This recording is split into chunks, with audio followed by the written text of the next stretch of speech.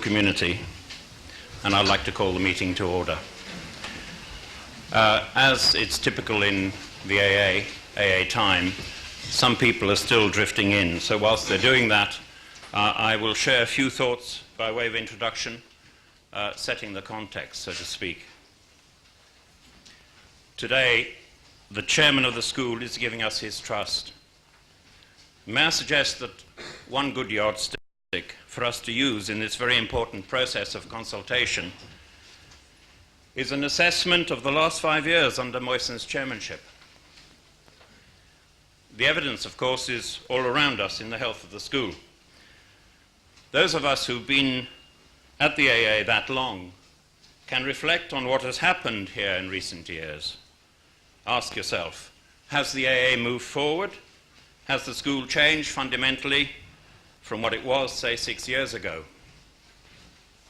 But for all of us, including those new to the school, in making our own personal evaluation of what has been achieved here, let's keep in mind the big picture, the breadth of work carried out by this amazing institution, because that's what it is.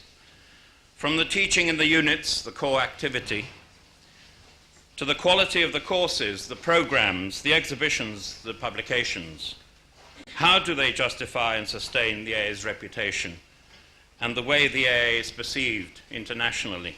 One thing is clear to me: the demand for access to the AA courses is as strong as ever. Moysen was hired on the basis of his vision for this school. Now he's asking for a renewed mandate, a vote of confidence. And this deserves our most careful and serious consideration and judgment. In essence, it's about what we think is in the best interests of the school. So let's not be distracted from that real issue here. What kind of agenda will Moysen be setting or offering to set for the AA over the next 5 years? The issue, the alternative to Moysen being reappointed chairman of the AA school for a second period, is for the AA to change direction.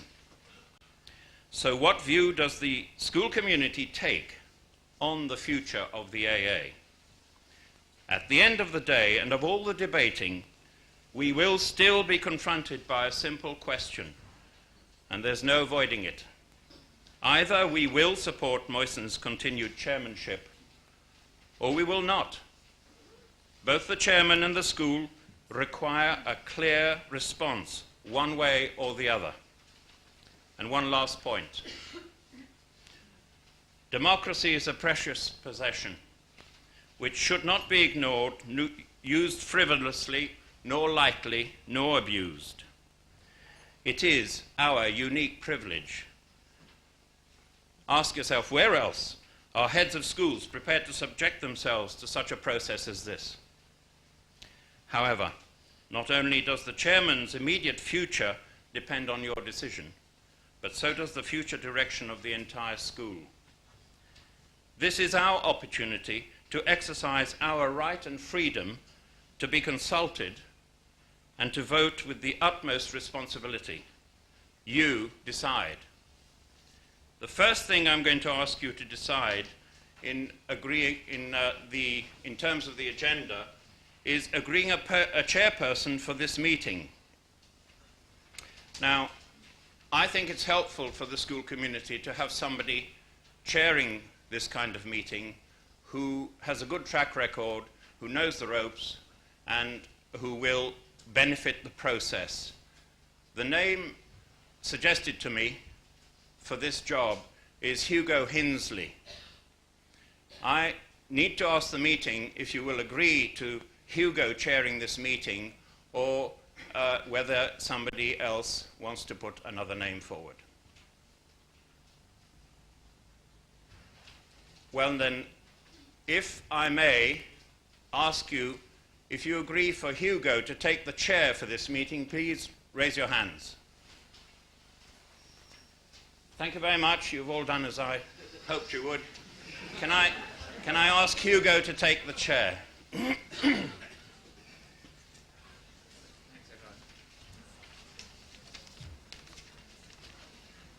Okay, thank you. I hope you've all got a copy of this yellow sheet, or it may be a white sheet by the time it reaches you, which has the agenda for the meeting on it. Just a few words of clarification before we get onto the agenda. School community meetings are important events. They're called when there are serious issues for the school to discuss. On key issues, the school community then usually goes to a confidential referendum, which is being suggested in this case, and which we'll decide today. In which case, every member of the school community has one vote. In a school community meeting, we make decisions when decisions are to be made by a show of hands, and later on, when we get to some of the procedural meetings on the agenda, I'll be asking for a show of hands on a series of motions. There may be people at this meeting who are not members of the school community. If I could remind you that the school community is made up of all the students who are currently registered in the school, of all the teaching staff who currently have contracts with the AA, of all the administrative and technical staff who have contracts with the AA, and with honorary officers and members of the council of the AA. That is the school community. Now, in the past, people who are not members of the school community have sometimes been asked to leave school community meetings. They're considered to be held for the school only and not for outsiders. At other times, the school community has decided that it's perfectly happy for people who are not members of the school community to sit in on the meeting on condition that they do not intervene in the meeting and that they do not vote if any motions are passed. Obviously, votes are to show the will of the school community and not of outsiders. So can I firstly put it to the meeting two propositions. One is that non-members of the school community are permitted to remain, and the second will be that non-members of the school community are asked to leave. So on the first proposition, that non-members of the school community are permitted to remain, can I have a show of hands, please?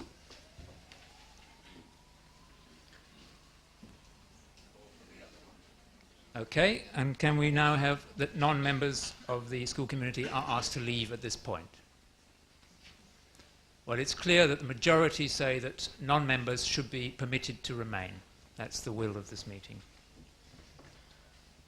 How do we make sure that in case of voting, only the members are? This is done as a matter of trust. We have to trust that people who are not members will respect the democratic process here. Clearly, if you're sitting next to somebody who you know is not, or you suspect is not, in your case, it's a very difficult. You can check that perhaps that Nick is actually a valid member of the school community. But if there are doubts and you think that someone is voting, then I would ask you to point it out to me, and I would then formally ask that person if they are a member of the school community. It's not been a big issue at past meetings. Who exactly is a non-member? Are external students non-members? If you're a student registered with the AA, then you're a member of the school community. Are you current? Is this in your case? Yeah, yeah. It's a good name to have for a democratic. Yeah. Is the chairman a member of the community? Because there's been debate among students whether he is or not. Yeah. Let me clarify that. The chairman is not a member of the school community. In this case, the chairman, of course, is at this meeting because we specifically invited him to speak to the meeting. And you're quite right to raise the point. It has raised difficulties in the past, but constitutionally, the chairman has a position outside of the school community. He's chairing the school community, or chairing the school. Excuse me, can you ask non-members to raise their hands? Okay. Can people who are present at the meeting who are not members of the school community please raise their hands? 1, 2, 3. Okay, thank you. So it's not likely to make a significant difference. Thank you. That's a good suggestion. Okay, now, if we get a sudden influx of of hundreds of people who I haven't seen before, I will formally ask them if they are members of the school community. But I think we should. I think we should try and proceed with the meeting. We have a long way to go and not a long time. But if anyone is concerned later in the meeting that they think that someone is participating in the meeting who's not a member, then please bring it to my attention. Okay, well, many members of the school community will be new to this vital process of the government of the school because there hasn't been a school community meeting during their time at the AA. There hasn't been one for several years. The business of this meeting is very specific. It's to consider the chairman's appointment.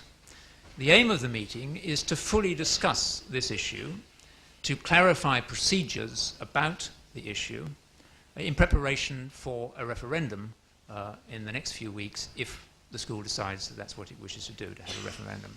For that purpose, the agenda is published together with information notes and background information, and I would urge anyone who hasn't read it yet to have a look at it. It does clarify most of the points that you might wish to raise. In chairing the meeting through the agenda, items 3, 4 and 5, as you can see, are really items for information and discussion. And in a way, they are the meat of this meeting. They're what we're really here to do.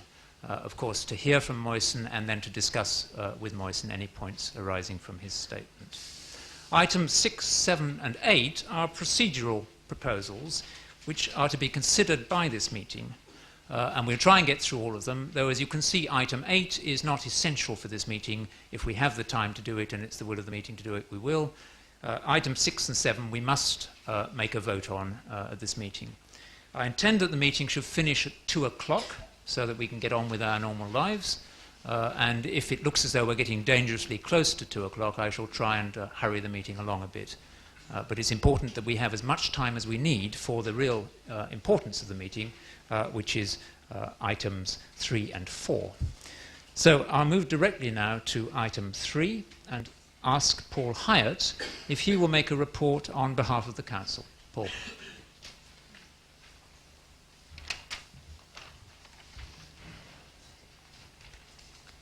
Well, thank you very much, Hugo. Listening to that preamble, checking who's here and who isn't here, made me think that some things about this place never change, because I think that's been a standard routine at the beginning of these meetings all the way through. And indeed, on the way here, I just reflected that the first time I stood at a meeting of this kind, I think was in '74. Moisen would have been a third-year student, I was in the second year, and we were engaged in a conversation then about, I think, the second period of office of Alvin Boyarsky. I might have it wrong, it might have been the third. Who am I? Paul Hyatt, some of you will know. I'm a council member. I was treasurer on the AA Council for a period of 5 years, and I've been on council for 7. I was, earlier in my career at the school, a member of the Forum, which was an internal governing body that the school once ran. And in that process was involved in earlier conversations about the process for appointing the chairman. Nick Grimshaw, who's down here at the front, reminds me, he's with Sunan Prasad, he reminds me that in the earlier years, back in the 70s, the renegotiation processes went on. Nick, you think every 2 years? It seems to be remarkably quick. But it might have been even 1 year, he says. Anyway, it's something that the school community has substantial experience of, although of course the community is always in a process of transition. The last time I stood at this lectern to talk about this process was indeed 5 years ago at the appointment of Moisen for this period of office.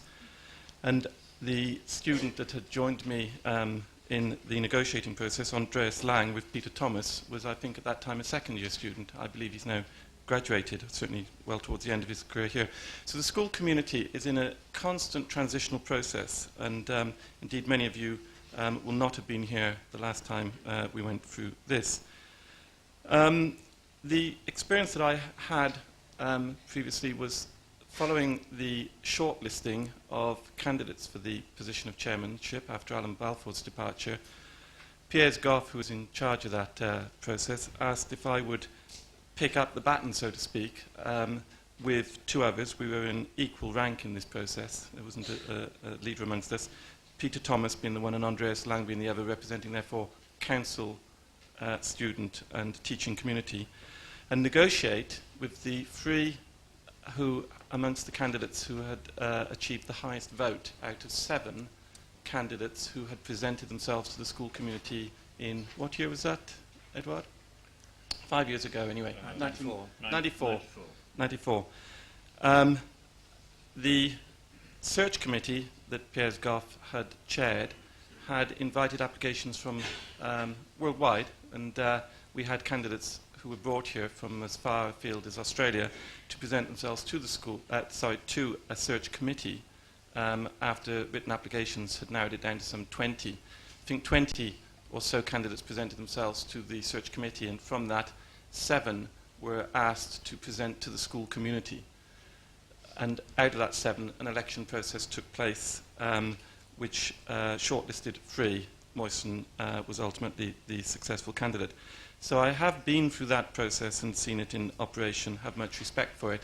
We didn't, however, at that time cast it in stone. We believed that the AA should always have the sort of rather symbolic, but unintentionally so. We believed that the AA should always have the ability to change the process as it saw fit. The council's, I've been asked to say just a few words about the council's role in all this and what I've been asked to do. The council of the AA, chaired by our president, Nick Grimshaw, contracts with the chairman of the AA, who is effectively the chief executive responsible for academic and cultural programs here. So the position of head of the school is entrusted to the chairman, and he has in fact absolute authority in that role, except for he's accountable to the school community. The contract requires that at all times the chairman maintains the confidence of the school community. As far as that is concerned, the council therefore leaves the running of the school to the chairman in his dialogue, formal and informal, with the school community in their various groupings, etc. The president asked me, on the basis of the previous involvement, if I would, in the early part of this academic year, take this process on behalf of the council, and with that request I went to see Moyson Mostafavi, and we were very pleased on council that he expressed his willingness and strong interest in negotiating a continuation of his contract here, a second term of that.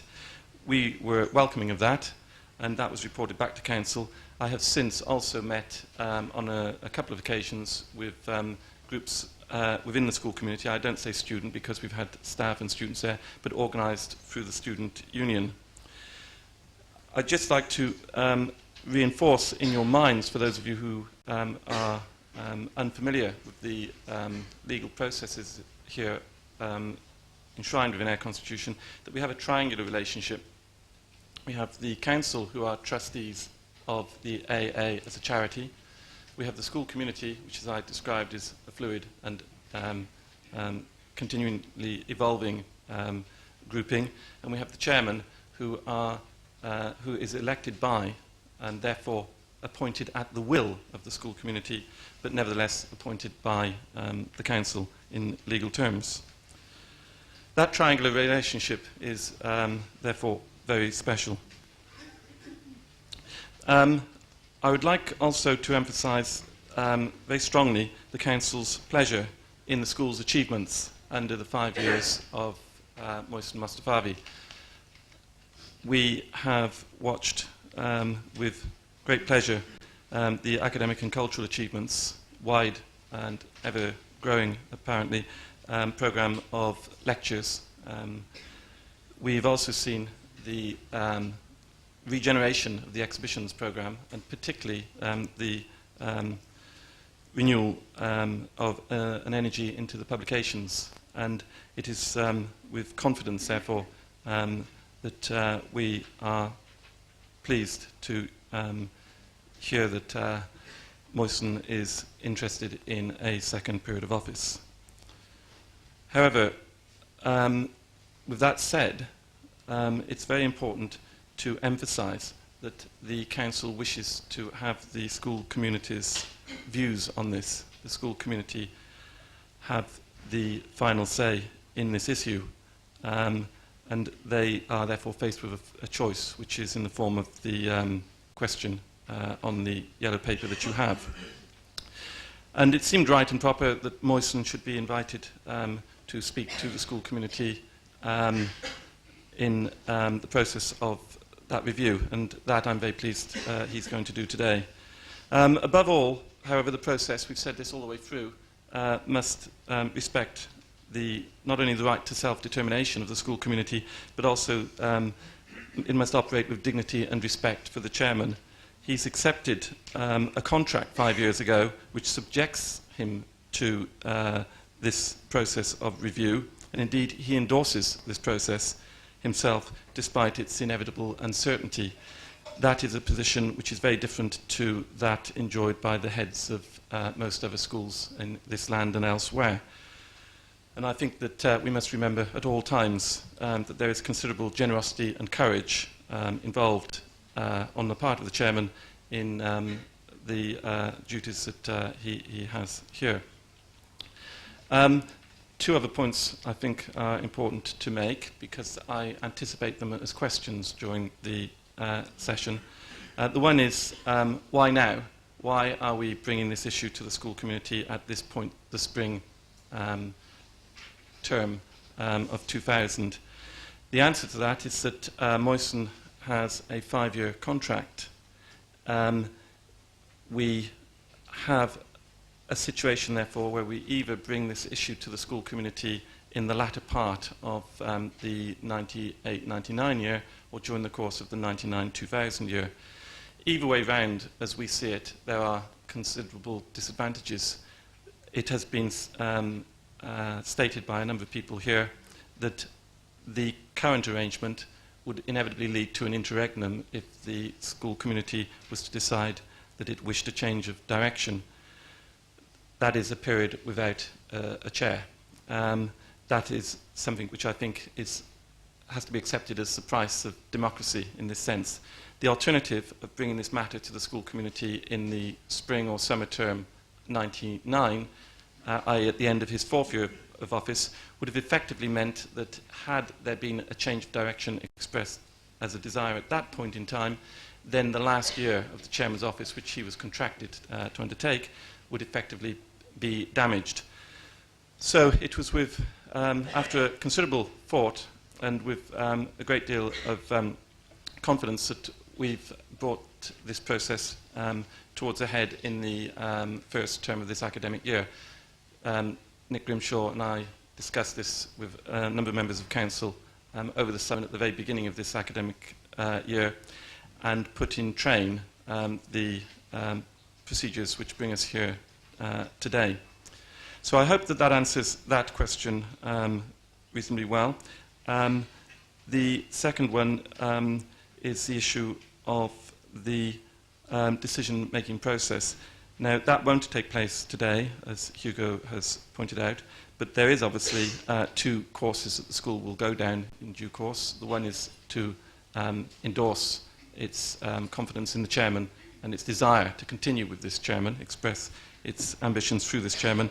The second would be that it wished to advertise the position.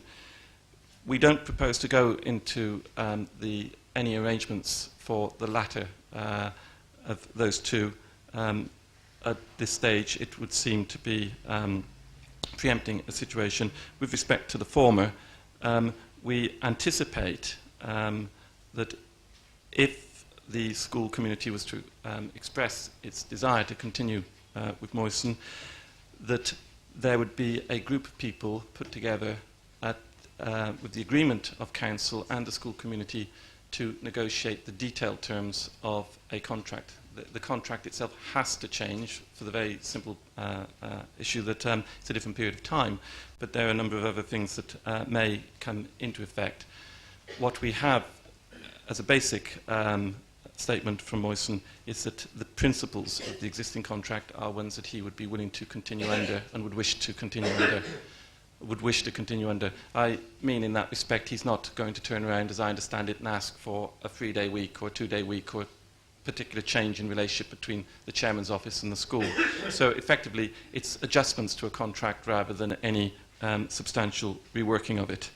I think that's probably all that I would like to say now, other than to emphasise that ultimately the decision lies with yourselves, and I look forward particularly to hearing the account of the last 5 years and an account of ambitions for the future from Moyson now. Thank you very much.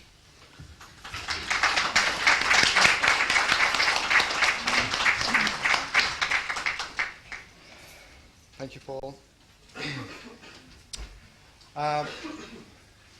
Normally, I'm the one who's sitting at juries and reviews and discussing the students' work, and it's great, in a sense, I say this thing with a certain level of hesitation, to have the tables turned. I really hope that you won't shy away from asking questions when I'm done. I would much rather you ask questions now than somehow have questions that you build up or let somebody else answer the question for you and so on and so forth. In any case, I think it's already been mentioned maybe in other meetings that I also propose to have an informal follow-up meeting next Tuesday so that just in case there are any issues that come up, or as it happens, there are also 1 or 2 units that are, for example, on unit trips and so on. I'd like really those students also to have the opportunity to come and ask any other questions or any points of clarification that they would like to.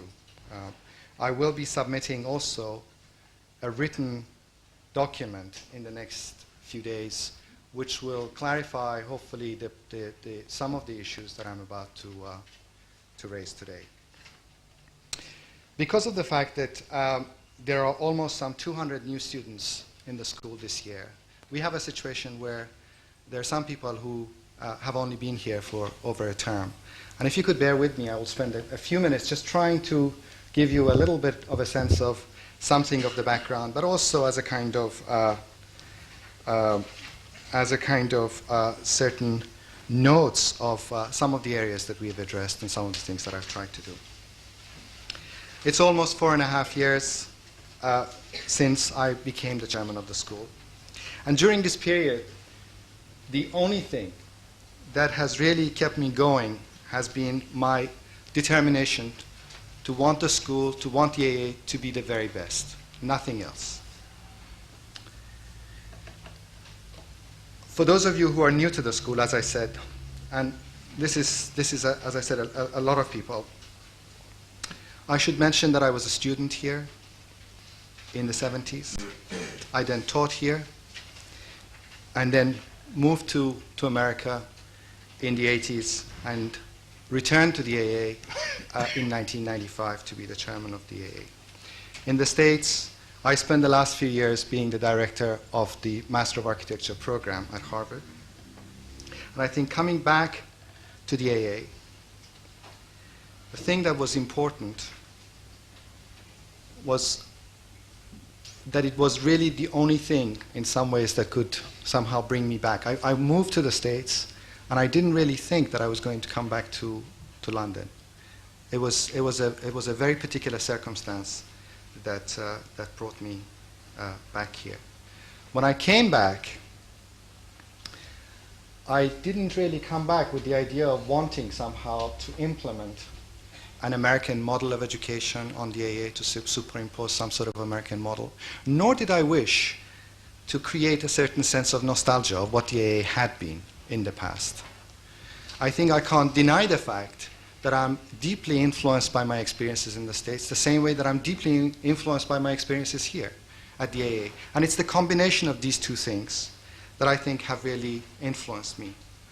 What I wanted was the idea of a new beginning, a contemporary condition, and the building up of certain frameworks and circumstances for the contemporary culture of architecture to develop, to reflect and to respond to the interests of the school and that of the society at large.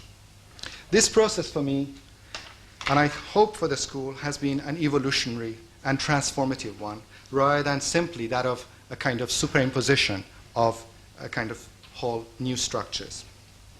It's the paradox of most schools of architecture that are at once extremely fragile, and yet they're very resistant to change. We have experimented with many new ideas. Some of them have been more successful than others.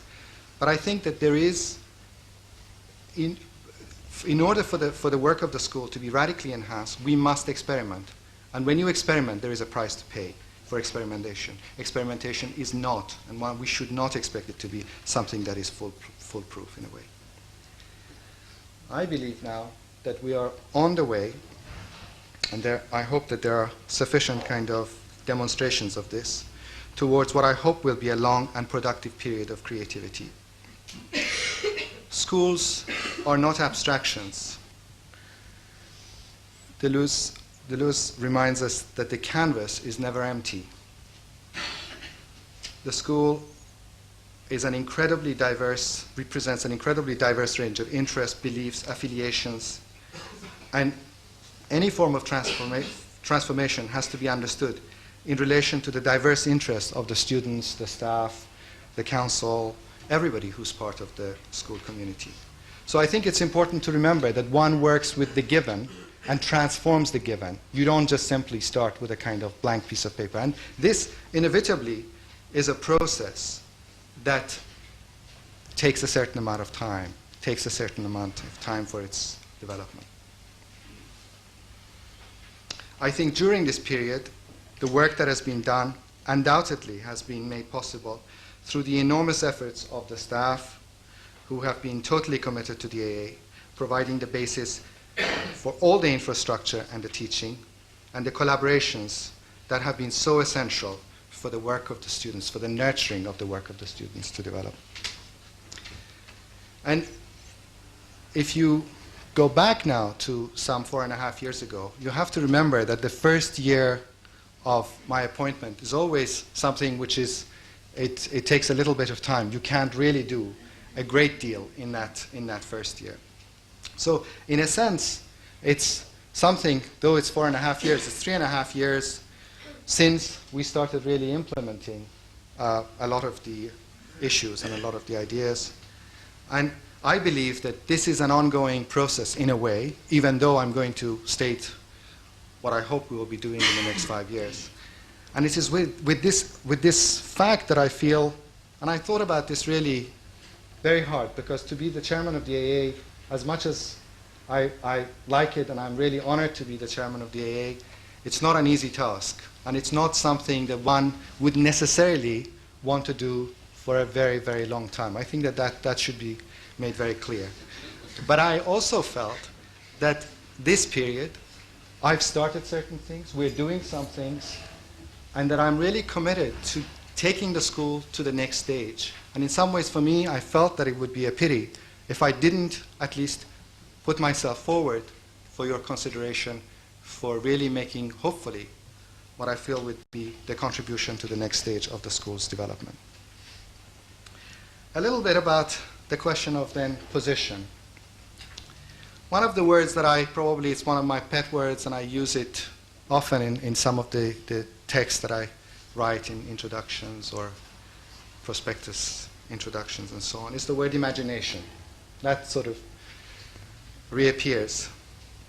And I use the word imagination because, to my mind, one of the most significant things that we should do, we are committed to doing, is the commitment to the construction of new forms of imagination that will really lead to a condition of radical difference in terms of architectural production.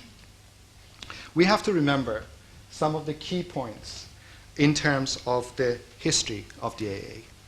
In very simplistic terms, the history of the AA since the Second World War might be described in terms of two phases. We could say that there is a phase after the war immediately, where because of the situation of the Second World War, we have the role of the school as a social, or committed to a kind of social project, basically because of the necessity for all the new institutions, hospitals, schools, new towns, and so on and so forth.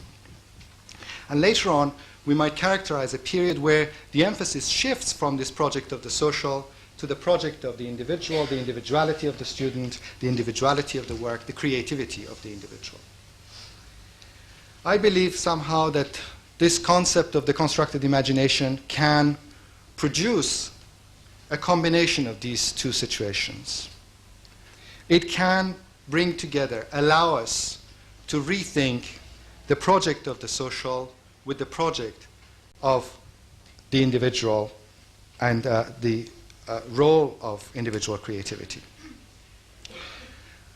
And with that in mind, I think that if we begin to think in those terms, then architecture itself becomes much more clearly a kind of social art, and the work of imagination, the work of architecture, by definition becomes a political project. It shifts the emphasis from the previous tradition of moving from politics to architecture to that of an architecture that is inherently political in terms of the vision, in terms of the imagination that you present through your projects, the kinds of things that you're interested in, includes already in it a sense of political vision of a transformation of society.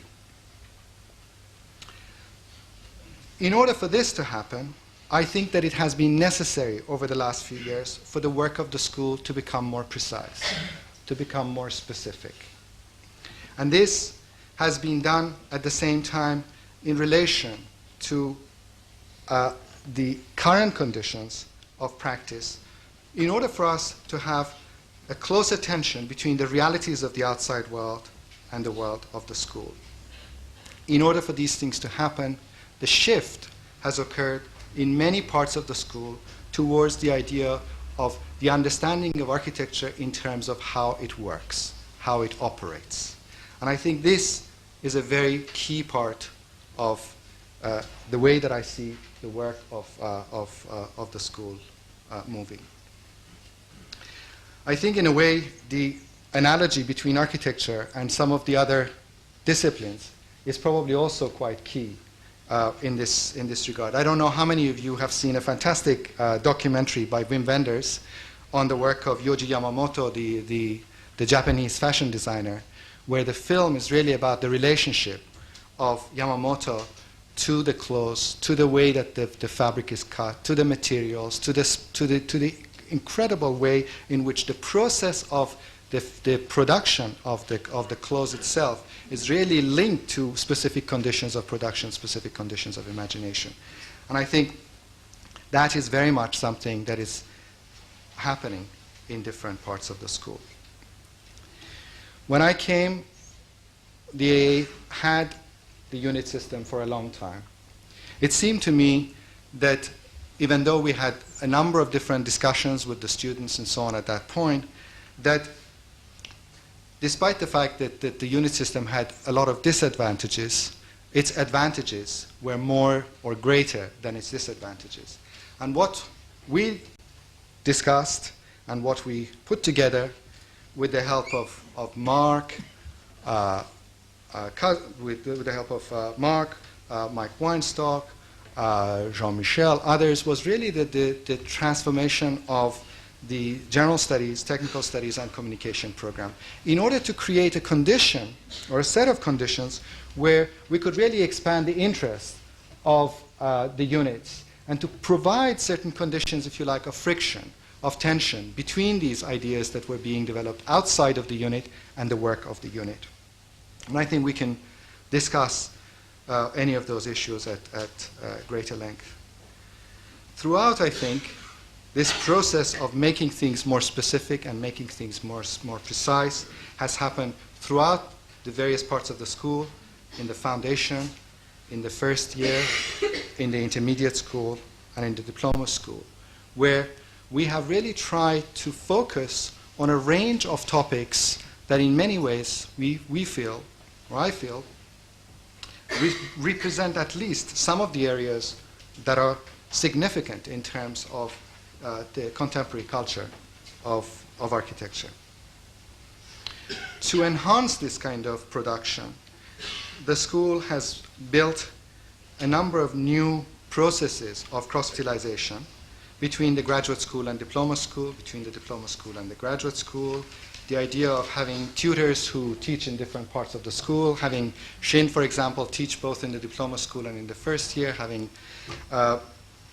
Mark Prizeman teach in the first year in the diploma school. These kinds of things, I think, are very important part of really developing new methods for teaching and for experimentation. All of these, I think, have been somehow enhanced or developed in the context of new mechanisms for debate, for public debate. When you think that things like the open juries that we're going to have, the first of them on Wednesday, or the honors presentations at the end of the year, or the idea of the students presenting their own work, all lead or are all part of a policy, if you like, or a certain idea of making discussion and debate something which is more visible, more transparent. In the graduate school, I think there has been new forms of collaboration between the various parts of the graduate school. It's been very important to see a sense of the graduate school rather than just simply a bunch of different departments independently operating. Courses such as the critical projects have helped to try and bridge the gap between the various programs, as well as, of course, the introduction of new courses, the systematic revision of courses, and so on and so forth. One of the major sort of events in the graduate school has been the incredible expansion of the DRL program, where it has received initially the MA validation. Now it's an MArch program. And I believe that it's probably, if not the best, it's among the very best of the graduate programs as a post-professional program that exists anywhere in the world. And all of that has happened in a very short period of 3 years, when we started with some 14 students, and it's been expanded radically. Again, a lot of changes have also been made in other parts of the school, including the building and garden conservation, where the garden conservation has recently been validated by the OU. And there's been the introduction of the landscape urbanism program as part of a whole series, what I hope will be a whole series of new graduate programs in the school. Very quickly, we have to remember that during this period, we've also, with the help of so many people, have had been in the fortunate position of acquiring the lease for these buildings, where we had been paying rent for a very, very long time. And the whole aim of this acquisition of the lease has been to try and provide additional scholarships and bursaries for students to come to the AA. With the help of David and all the people in the maintenance department, the school, every single part of the school has received some kind of upgrading. And I think that that's a very important thing, to recognize that the other areas like the workshop, the model shop, printmaking facilities, computer room, each one of these things, they're really very much new. The computer room used to be a single sort of tiny room upstairs, which now is, I think, an important part of the school and has received enormous kind of financial support over the last few years. I've also been totally committed to the idea of studio space, and we have expanded the studio space from what was only a small space in Covent Garden, which the Student Union or the Student Forum had received, to now being in the position of having both Whitfield Street, the new space in Tottenham Court Road, and other spaces that we hope we will be getting. Just, it's worth mentioning that during this period also we've had the AA 150 celebrations, which I think brought a great number of people from all over the world to the AA, and was a week of incredible debate and discussion, and something that I think is important for us to remember as a way of being able to maybe reenact that kind of condition. Followed by a series of outreach programs in Yokohama, in Beijing, in Taipei, in Athens, where the school would really try and change this historic situation before, where everyone came to the school, and somehow when people finished their studying, we never really went out there and found out what people were doing in their own countries. I think that there's been a lot of emphasis in terms of people visiting us, the AA, having conferences, discussions, debates in other places in order to bring the culture and the intellectual life of the outside into the school. The scholarships and bursaries program of the AA has expanded enormously.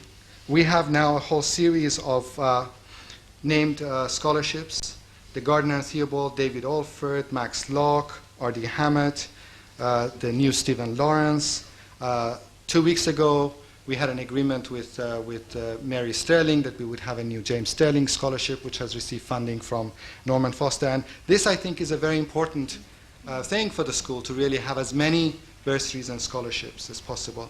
Between 1994 to this year, the AA's contribution to bursaries and scholarships has increased by some 70%. In 1994-95, the total contribution was some £275,000. This year it's projected to be something in the region of £466,000. And I think, regardless of all these things that have happened, in the end, the only measure of the success of the school, I think, is the success of its graduates and the success of its students. And this is very much something that's happened in the last few years. Only in the last few months, some maybe 12 to 15 students or recent graduates of the school have received various awards and prizes and won competitions, and I'm sure you're very familiar with that. And I think that that kind of involvement, like the competition upstairs that we have, the INAX Corporation, begins to take the work also of the school much, much more directly to the world outside. So I hope that the end-of-year exhibitions or these kinds of events are themselves a kind of demonstration of the recognition of the work of the school by people outside.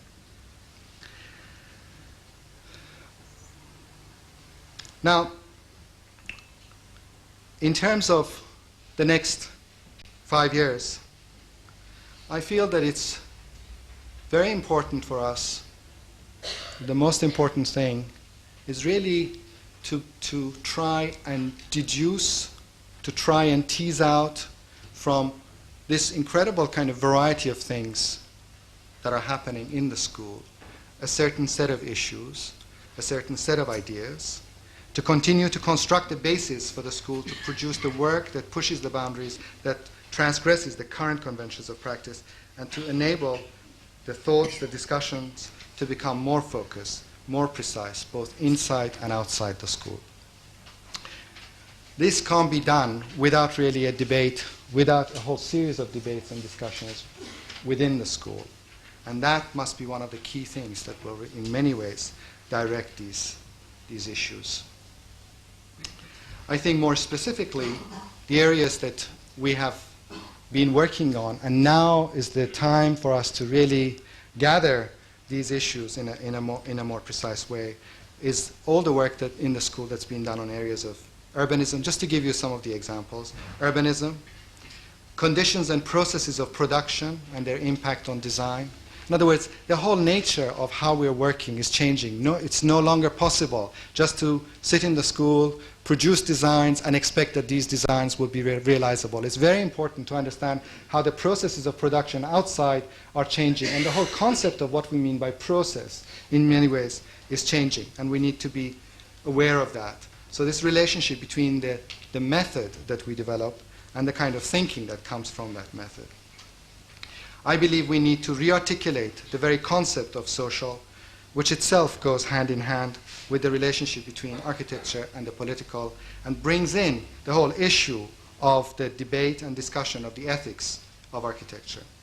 I believe that we need to form new collaborations to realize that the idea of the architect as the kind of master designer, as the singular kind of voice, is no longer the viable option, or at least not the sole option, and that there's the need for new types of collaboration with other disciplines. We need to explore the relationship between virtual and physical worlds. This is something that in many ways is already happening in terms of the work of the computer room with new forms of modeling, but it needs to be understood in relation to physical conditions, like the way that the model making or CAD-CAM or the link between the computer room and the workshop need to develop over the next few years. We have already completely transformed the AA's website, and I believe that we need to expand the virtual AA so that through that, the work of the students, the link to the membership, the link to other schools can become much more directly and immediately part of the conversation of the school. We need to think about the expansion of the facilities of the school, the studio spaces. I'm very much aware of the fact that for the last few years, the space in intermediate school, for example, is extremely tight. And we need to really find now new opportunities. With that in mind, we have been discussing and negotiating with the Bedford Estate the possible acquisition of number 37, Bedford Square, next door, so that we can actually begin to think about the possibility of having more space for meetings and units and seminars and so on and so forth.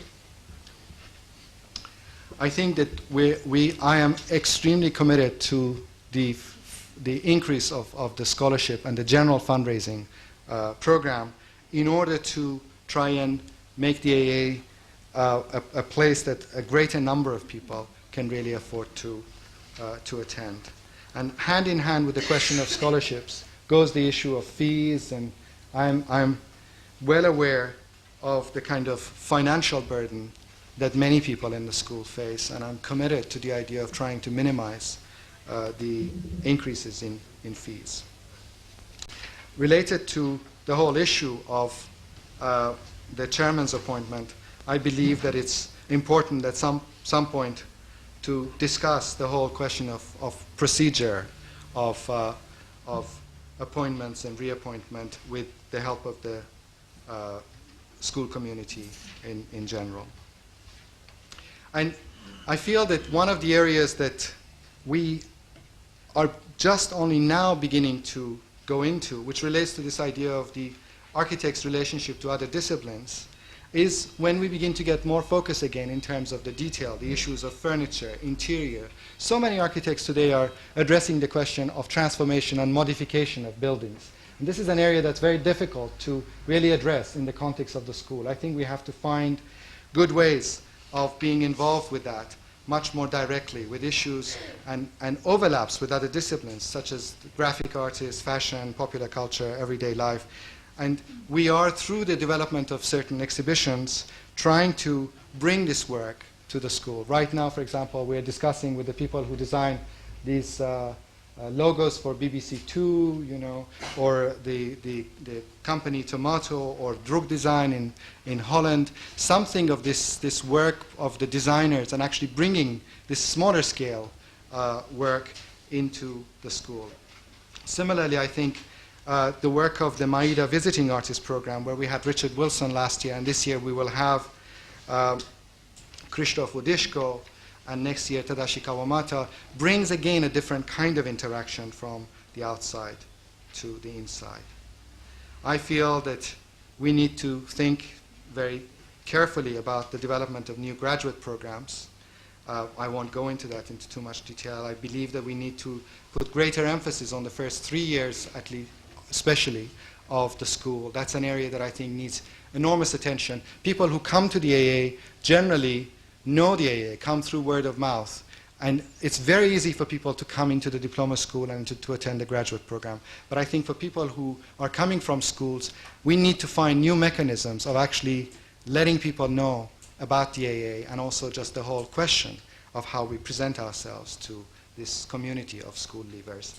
This, I think, has been partly helped by the introduction of the summer school, which many of you know. The year before last, we started this program. We had 14 students, and last year we had 72 students. Many of the people who entered this summer program, summer school, then decided to apply to the AA. And I think that we need to really find good mechanisms of trying to have a greater and greater number of people apply to the school, so that we have higher and higher standards of entry. I think that we have been able over the last few years to sustain and increase the student enrollment without in any form or fashion actually sacrificing the standard. If anything, one thing that I have never in the last 4.5 years asked one single student or one single member of the staff to do is to accept someone into the school who they don't believe they are genuinely deserve to be in the school. I think for a school that's independent, that's a very, very important thing. It's very important that the standards of the school are not sacrificed. Needless to say, all of this work needs to be developed, as I said, in the context of greater debate, greater discussion. Discussion also inevitably leads to disagreements, conflicts. These are all an important part of making the school or developing the school, having these conversations both inside and outside of the school. I think that it would be very important for us to discuss, in addition to all the mechanisms of consultation that we've had, the possibility of even other ones in order to make the conversation or the link, the communication between the students, the staff, the whole school community and the chairman an easier one. People at the AA don't want to belong to any groups or any committees or whatever if things are relatively okay.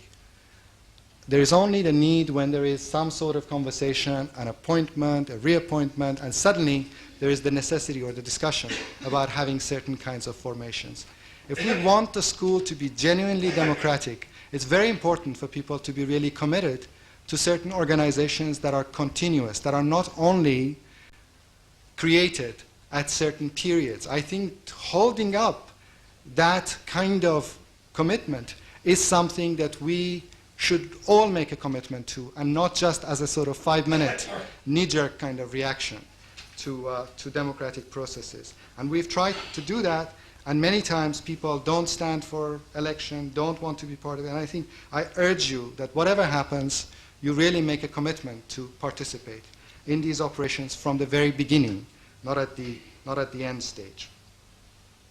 The question of debate and discussion needs also that we open up our conversations to a wider community in a way that is not internal and hermetic, that we can speak to people other than ourselves. With that in mind, I've also begun already certain processes for different kind of discussion, and I've asked Thomas Derner, one of the graduates from last year, for example, to help me develop a series of debates or juries which involve outsiders from the school, people who are not architects, to come and participate in the presentation of student projects and so on and so forth. I think these are all small things, but in a way they're very important in terms of our links and mechanisms that need to develop for debate and discussion. There needs to be, despite all the open juries and other things, more conversation between the units. I'm really aware of that, especially in the diploma school, where I think we have still some work to do. But throughout the school, I think this work still needs to be carried out. J.W. Miller reminds us that things are always mental and sooner or later always physical. This awareness goes hand in hand with the realization that we are not just architects, but citizens who are by definition implicated in a participatory process, which invariably has to address the conflictual question of how to make the world a better place. Thank you.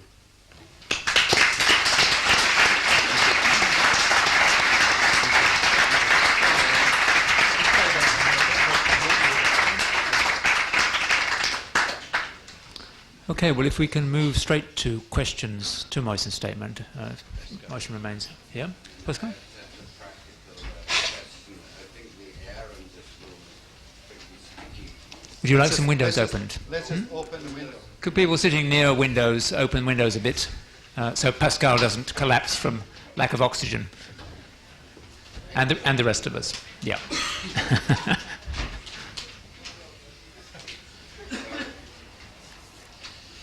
Okay. Can we move straight then to questions and discussion with Moisen? Would anyone like to raise either points arising straight from what Moisen said? Dimos, or you said any you other- had a any question points? for me. Oh, you do. Dimos. I have two questions. We know you. One, first question I have is, what's the role that the RSA plays in the future of the AA? You really think I need this? Okay, can you hear me now? Okay. So I'll say the question. question again, what's the role the RIBA plays in the future of the AA? And I say this in respect to the future practice lectures that are run at Hugo, where in the actual conversations of the lecture, he sort of states that the RIBA really is not the end-all be-all, and that the postgraduates, the graduates before, have actually done far better off without the RIBA, Part 3 and things Right, like that. It's a slight variation on what I said. Somewhat. Like Zaha, as you say. But then at the same time, this is a requirement for fifth-year portfolios. Yes. The AA as a school of architecture is validated, and at the moment, Paul Hyatt is the authority on this subject. The AA is validated, and the AA is validated by a joint panel made up of the RIBA and ARB, which is the Architects Registration Board. During the last few years, there have been some changes made to the whole issue of validation.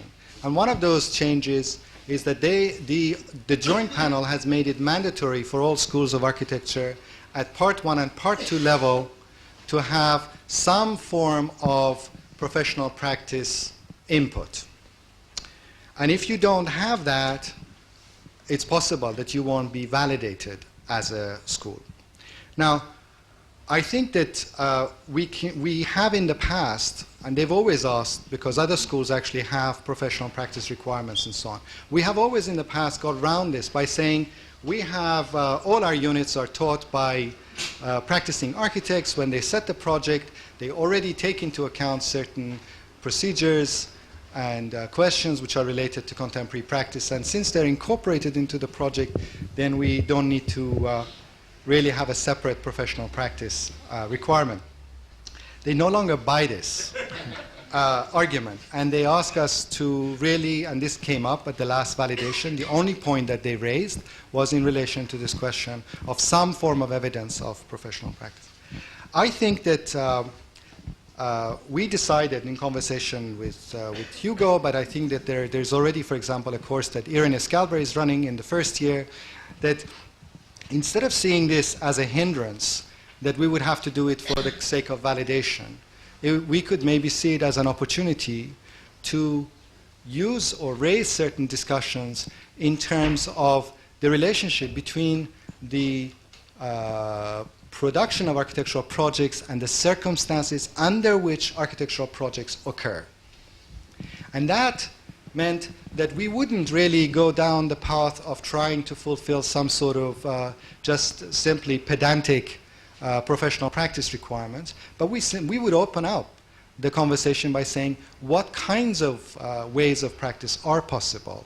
What is it that people have done in terms of methods or conditions of practice which are unusual and interesting, since many people from the AA have these kinds of practices that are not necessarily very conventional, and that furthermore the question would be raised, if we do think about the relationship between the development of a project and its implementation, what would be the repercussion of methods of implementation on your project? In other words, the only thing that we've asked is that it would be interesting, since you're all designing in your fifth year or thinking about all kinds of projects, it would also be interesting to ask you to speculate for a moment. What kind of conditions of practice do you need? What sort of circumstances do you need in order for these projects to be realized? Now, this is not, in a sense, an RIBA professional practice question. What it is that it actually goes back to this question of the architecture and the political, or architecture and the social, where the relationship between architectural thinking and its implementation, its instrumentality, is something that hopefully becomes part of this discussion and this conversation. And I think it's a good way to get us engaged in certain situations that are outside, and get us outside of the walls of the school, and to be really more proactive in terms of certain processes outside. But I don't mean to speak for Hugo. I'm sure he can say it. But the implications are, to a certain degree, that we're basically going to be architects when we finish, where I don't know, I mean, I'm not trying to address the actual course itself, but the implications do seem like we are studying more to be architects than basically to study architecture. than like doctors or Well, yeah. no, just in the sense Yeah. that the No, I think that it would be you are right in one sense, but it would be wrong if you try to push me in the area of trying to suggest that we have a kind of single focus agenda, which means that because of the way that we run the course, we want only one kind of thing to come out of it. All we're doing is really using that as an opportunity to develop certain new forms of speculation, new forms of thinking. If you go through a course that is validated by the RIBA, there is no requirement on you to become an architect. We're simply providing the circumstances. If you don't want to do that, you can always do something else. In any case, you cannot be called an architect until you take your Part 3 exam. But how important do you think it is that the fifth-year project would actually have a buildable or realizable proposal at the end of it? Nobody has said, nowhere, no, yeah, but I think that, again, I have read Hugo's note to you, and I don't think anywhere in there is there any mention of buildable or anything like that. If many of you are working, for example, on urban projects and large-scale urban projects, many of you in the way that you are developing your urban projects are already speculating about certain processes of invention in terms of the urban. This, to my mind, is part of the process of construction, of constructing the project, which is an important aspect of the project that comes out of it. All you're asked to do is simply to articulate under what kind of circumstances. For example, if you, as you were, somebody is working with Raoul, and there is the idea of working on a large tract of sites, and then there are certain assumptions made about the way in which the students collaborate, in which the concept of chance works, in which the relationship between the overall and the local works. These are already certain assumptions that anticipate particular processes of working. All we're asking you to do is to articulate the argument in terms of the necessity of new forms of collaboration.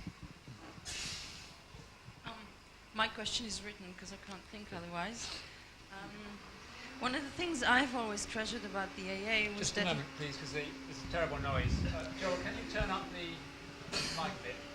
Can you try again and speak to the mic and see if... Yeah? One of the things I've always treasured about... Can you hear over there? Yep, okay. Sorry. Maybe I would skip this sentence now. Sorry, I didn't want Something. to No, deflect it's you, but it's all right. important that you're hurt. Was that it offered a committed debate on the definition of architecture, especially in relation to nourishing fringe thinking in architecture, for example, through the variety of medium units are employing. Personally I feel that this spirit is present less and less. One may argue that this is a reflection of the times in which we operate. But even if this is the case, how do you see the role of the AA and your role as the chair of the AA in nourishing fringe, if at all?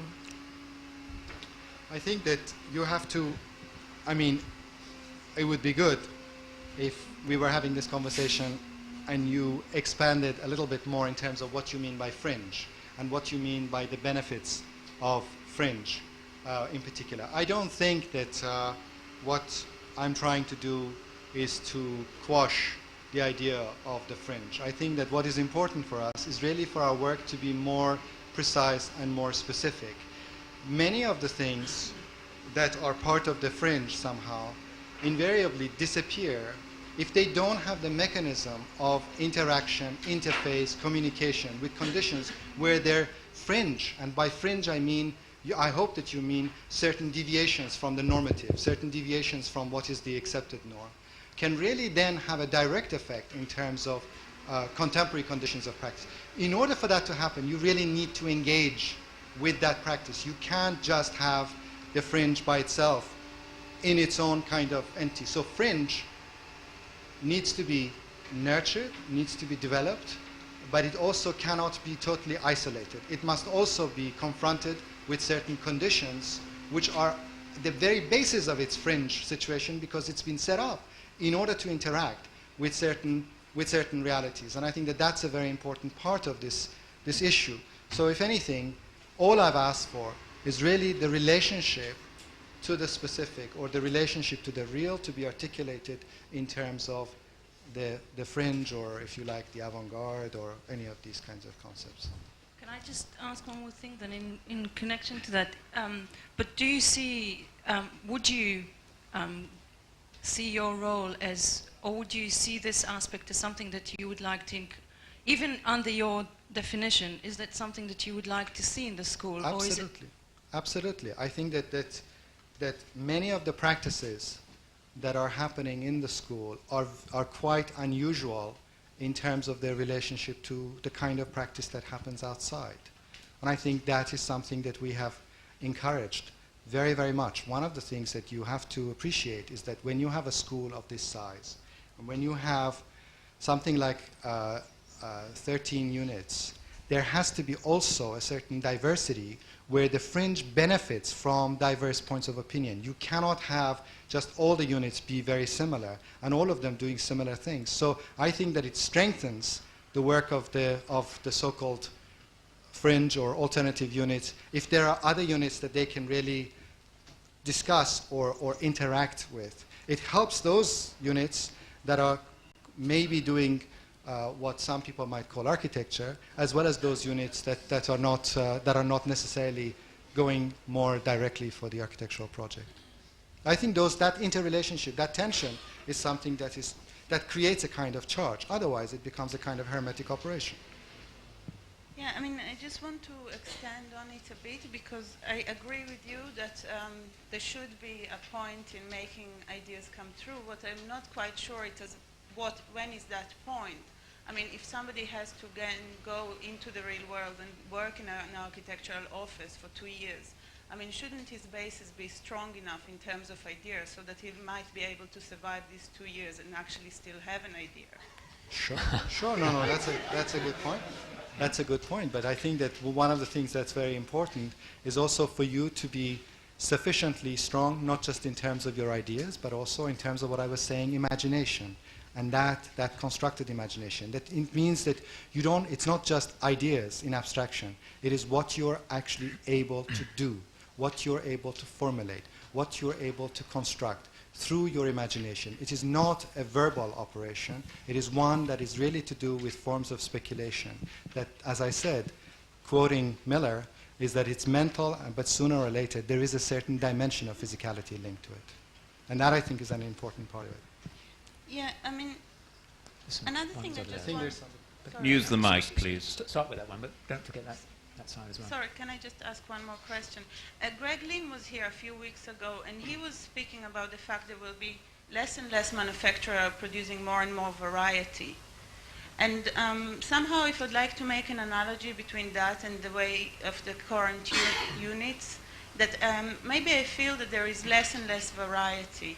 And I don't understand if this school, I'm not quite clear from your speech about the debate, if you're intending to have less and less kind of mainstream in this school, or actually going against this general notion in the world at large, and kind of actually ask for the school to become more and more alternative in that sense. That it's less and less. See, you started with the assumption that you think there is less variety. I disagree with you fundamentally on that. I think that it would be wrong for me to not passionately defend that, what is happening in Unit 1 in the diploma school is very different than what is happening in Unit 2, is very different. What Peter Beard and Jim McKinney are doing is very different from what Pascal is doing. It's very different from what Michael Hensel and Ludo Grothman are doing. There is a very subtle kind of difference between DIP 4 and DIP 5. There's a lot of difference between DIP 5 and DIP 6. All of these things, you have to go through it, and you have to really articulate differences. The idea of variety for variety's sake is really a pointless kind of argument. What I'm suggesting is that we have to become very specific in terms of the question of differences. And the only way that you can become specific in terms of the condition or the discussion of differences is by getting to the point where your position is articulated sufficiently, where you have something which is sufficiently defined in order to then, through its definition, explain its difference. Otherwise, it's just somehow the idea of plurality and diversity, I don't think that this is the option of the school. I think the option of the school is how to provide certain kind of diversity, but doing that through the idea of being much, much more specific and precise, which means that the work itself has to really be very strong. It can't be just generalized. I want to ask how the units are actually, the unit masters are chosen for the school, because you were saying before that we need to learn how to be architects so that once we're out there, we know how to do it. But surely we should have certain units in the school that don't know an answer and are actually, their discourses are completely open and they're trying to find answers, so that the unit itself, through the different students, through all the years, is actually finding something new, not teaching them how to make a building. So actually their discourse is completely undefined. And that doesn't seem to be that many units in the school doing that. Really? I think that the units that are, for example, in the diploma school, not all of them are committed to the idea of thinking that architecture equates building. I don't think that that's the case. I think that many of the units are setting up certain issues and ideas, and they're spending the year exploring those issues. Some of them end up with buildings, some of them don't. I don't think that you should put me or the school in a position where somehow the idea of architecture or building suddenly in the middle of a school of architecture is associated with something negative. I think that, why? This is a fantastic opportunity for you to really use your discipline to work through certain issues, to work through architecture and do something fantastic. If many people don't want to do that, or if many people are interested in aspects or issues that really build on that, I'm completely committed to what Pascal is doing. I haven't seen a building out of that unit for the 5 years that I've been here. What is important is that Pascal and I discuss things, we debate things. He tells me he's going to do dynamic housing. I tease him about what he's doing about dynamic housing. We have to discuss what is the role of dynamic housing. All of these things, I take it as significant contributions to the way in which we think about a topic like housing. I never said to anyone that in order for you to do housing, I want to see 250 units at the end of it. I said, I think it's important to address, for example, the question of domesticity, which I think they're trying to address. I think there is another unit that's trying to address the question of work and living. This is an issue. It should be addressed. Some get towards certain spatial definitions, others don't. But I don't think that it's anything negative if anybody thinks through architecture. Don't put architecture down. There is a question there, questions there. Okay, this one first.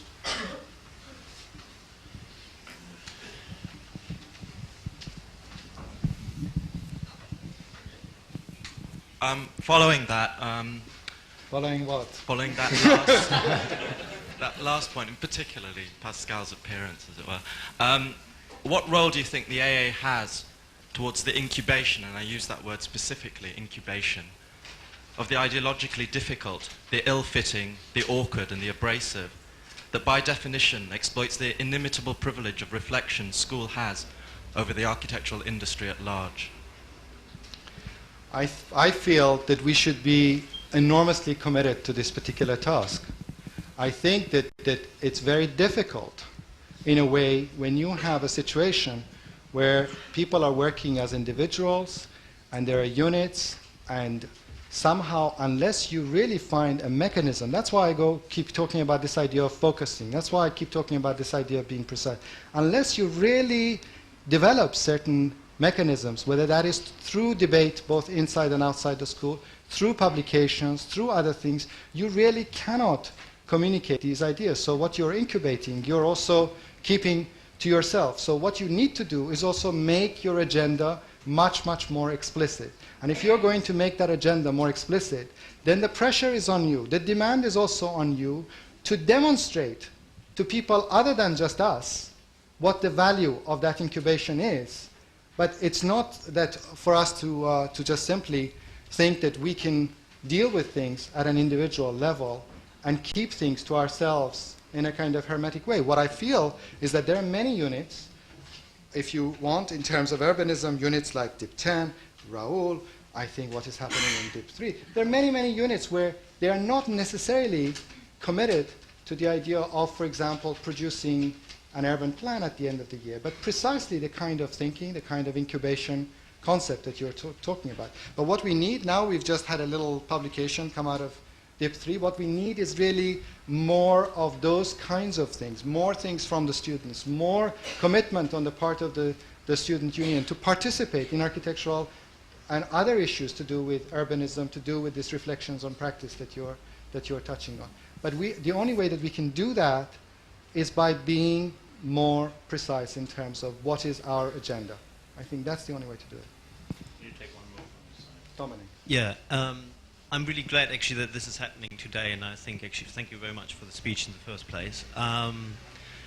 The word debate comes up here very often, and I think in the run-up of this meeting, we kind of had difficulties as a student's body actually to actually articulate anything or kind of, at least exchange information. You mentioned before that you actually want to encourage debate in the school. So I wonder, a bit more specific, how do you think you could help the students actually really to develop this culture of a productive debate so that in the end, when we go out on any issue, that we would actually can stand up for it and, as you said, articulate, for instance, in practice, what we're standing for and not be just anyone? I think what I tried to do is to tell you that a number of things have already happened. And I think it's important for us not to forget these things. For example, from my point of view, it's very important what we have at the end of the year for the honors students. Those of you who've been part of that know what an incredible kind of feeling it is to have, a dozen people in 10 minutes present an incredible kind of articulate agenda of their year's work. And some of the presentations that I've heard are much, much better than what any of us as tutors have been able to do. I think those kinds of occasions are important.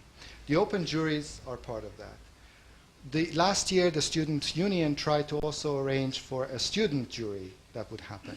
What I said I'm trying to develop with Thomas Turner in terms of students making presentations is another one.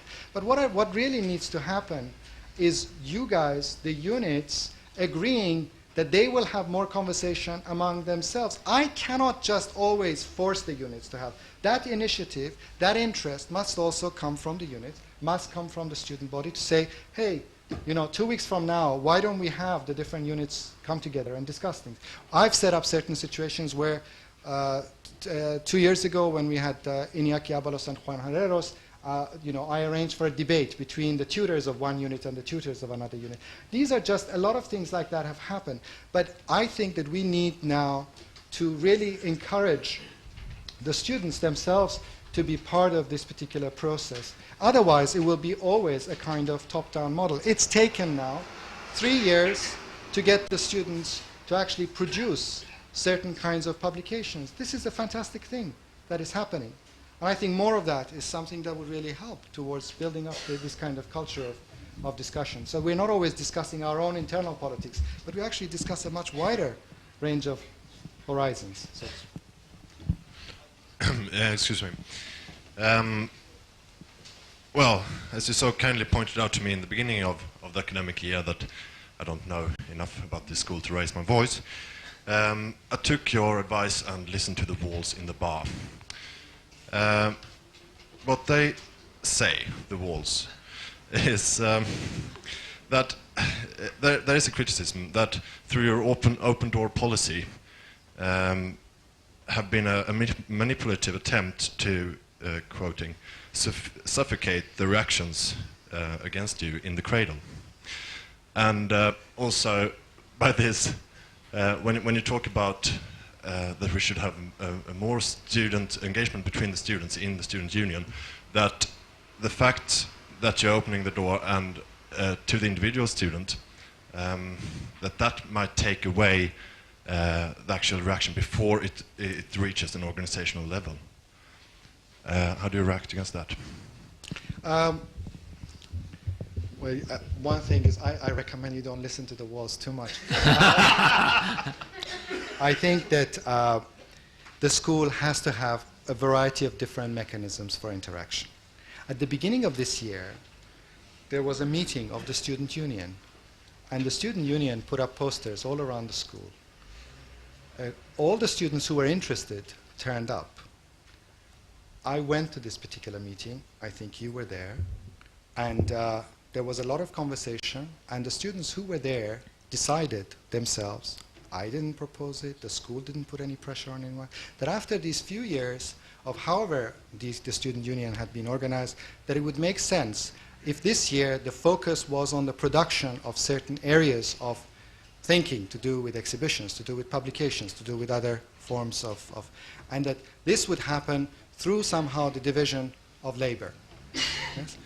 Nobody in there asked people, you know, to have not to have a student forum, to have a student union. This is something that was decided by the students. I think you should sort of value that in a certain way. This is not something that comes from me.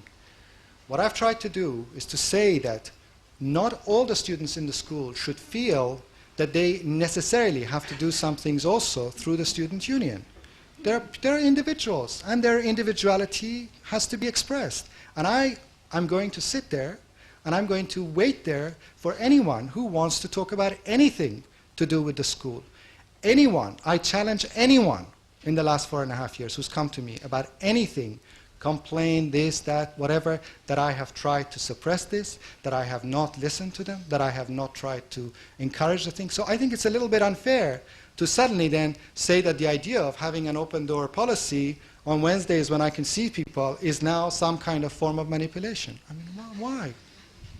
So, I mean, walls are a little bit kind of suspect.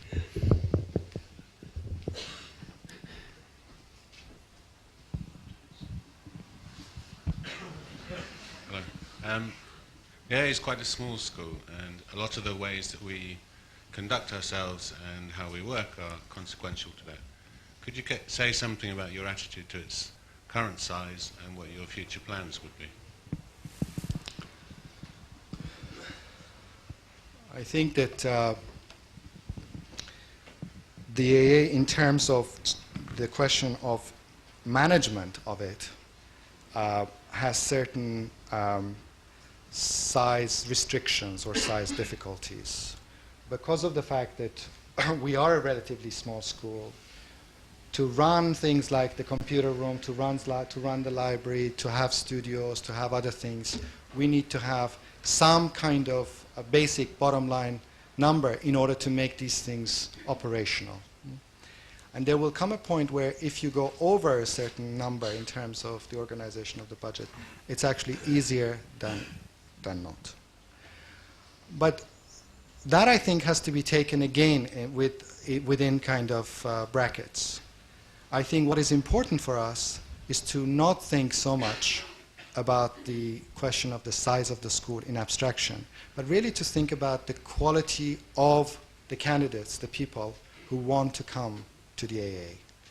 There has to be this very, very clear emphasis on the question of the caliber of the students. Of course, if the caliber is right, then if we also reach a certain number, it makes things easier. If we go above that number, it means that it makes it, we then can spread those costs, and somehow we can either do things, more things, so on and so forth. So right now, I think that there are two areas where I think that the school could begin to look at. One is the question of the foundation and first year. And I wouldn't look at that just in terms of numbers, because I believe that, for example, this year we have one of the best first years we've had in a long time. And this is not from me. You have to ask the tutors who teach in that first year. But I think that I'm very interested in the idea of people who spend a relatively long time at the AA and go through the 5 years and so on. We have to think about the balance between people who go through the 5-year program, people who do 2 years, people who come to the graduate school. We then have to think about the way in which development of certain theoretical or other issues in the graduate school can help the rest of the school. So I believe that there are very interesting things that could happen in graduate education, and that is one of the areas also where the AA could expand by really by exploring new avenues in terms of graduate education. But I don't think that the question of the size is so critical. What I do know is that we are now, it's tight. It's difficult in this building. And I think that it's very important that we have really better facilities, as I said, especially in the intermediate school. I would like to ask a question about how our students' works gets evaluated. I mean, I remember that when I came there was only a complete to pass or a pass, but I think in the recent time we have complete to pass and low pass and high pass, and I'm wondering if it's actually important, or if you think it is important to evaluate the work in this kind of manner of giving somebody a high pass and a low pass. No, to tell you the truth, I have no kind of strong feelings about it. If we understand that everyone is, does their best to try and do the best possible essay and so on, and I think people like Mark and others are probably more qualified to speak on this issue. It's not something that I've really had a very strong feeling in terms of its implementation. The only thing I would say is that if you are working on a paper or whatever, and low pass or whatever, people are doing work that people consider not to be average, it's quite good to have a situation where there is some sort of mechanism of discussion in terms of saying that it would be great to develop this particular work. But I have no particularly strong feeling in terms of this question of grading. And I'm certainly open to the idea of other discussions around it. I haven't been, I mean, I don't, yeah, anyway. I have a question down here somewhere. Dimos behind you has another question. Second question. Okay.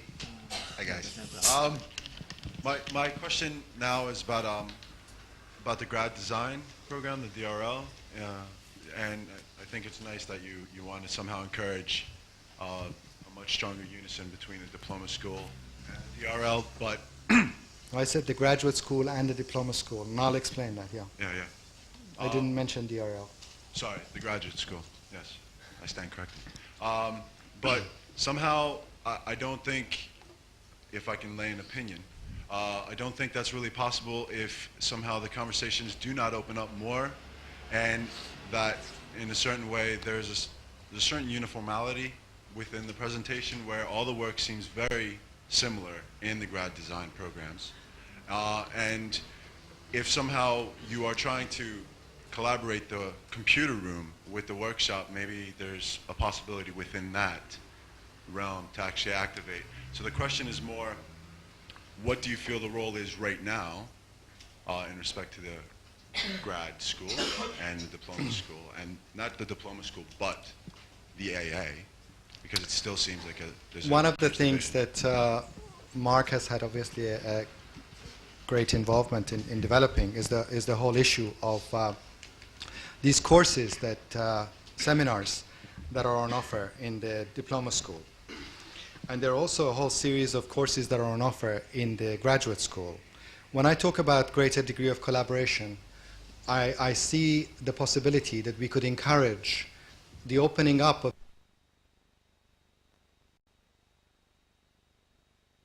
those courses, and you could participate and so on and so forth. So one is about this idea of actually a kind of intellectual discussion. The other thing, if you talk about DRL, I don't think that when you talk with somebody else about collaboration, it means that it's going to be a kind of hegemonic taking over. I don't think that when we say let's have a conversation, that I mean that now I want the diploma school to start doing things that the graduate school or DRL are doing. In fact, quite the opposite. One of the things that's interesting, however, about the DRL program is that they have, within the DRL, there's a different format or different form of teaching, for example. So if we're going to have conversations, it's quite interesting to discuss the idea of three people working on a particular topic, which has a similar topic, but taking it from three different points of view and taking it in slightly three different directions, as opposed to the issue of the unit system. It raises interesting conversations about the way in which you have overlaps in certain parts of the diploma school, but how you construct the argument about difference in there. So somehow it's more valuable to have conversations about the question of subject matter, research, collaboration, the fact that, for example, students are working in teams of 2 or 3. These are things that I think, if we're going to go back to what Dominic was asking, are part of the conversation. There is nothing kind of fait accompli about any of these issues. Can I just More. Why ask? don't we do that in the bar? Can I just ask the meeting? It's now, there's about 15 minutes before we said we would close. We could either, I think if there are more questions, it's very important that now that we're having the discussion, that those questions should be asked. And I see Nick's got one. But is it still the will of the meeting that we try to round off? There is some further business that it's vital that we do about procedures before the meeting breaks up. Otherwise, we won't have been able to move to the next stage. So that while Nick is making his question, if anyone else can think hard about whether there really is another important question they want to ask. Otherwise, I'll try to move the meeting on to the next business once we've had a word from Nick.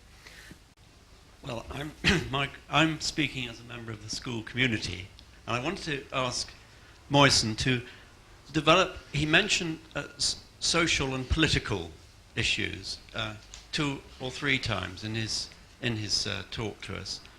And I go back so long at the AA that I do remember the years where social housing was very important. It's not important anymore in this country as it's all done by Barratts, as we know. But there are things happening in the world, and I think the really interesting thing for me is the internationality of the AA, which has become much, much wider as years have gone by. And I think the idea of world responsibility and social responsibility is something which could play a much bigger role in the programs. And to those students who've been asking about how, do we get trained to be real architects in the real world, I can speak as a real employer who employs students and puts up real buildings. The idea of people coming as intelligent beings with thoughts and with ideas and with direction in their life is just as important to us as skills and being able to actually know what size a toilet should be. And I think the development of this idea side has been one of the things that fascinated me about the AA since I've been here. And in talking about responsibilities around the world, if you have, you talk about the training of a doctor, for instance, which could be just as precise as the training of an architect. You've also got setups like Médecins Sans Frontières, which won the Nobel Prize last year. And it would be marvellous to think that architects did and could play the same kind of role in the world as that, in the sense of using their skills to help around the globe, which isn't quite as cosy as everyone may like us to think, even though we don't have world wars going on. And I would like to hear Moisen talking a bit personally about this, rather than which unit's doing what, because I know he has beliefs in this area, and I think, personally, I'd like to hear him say them.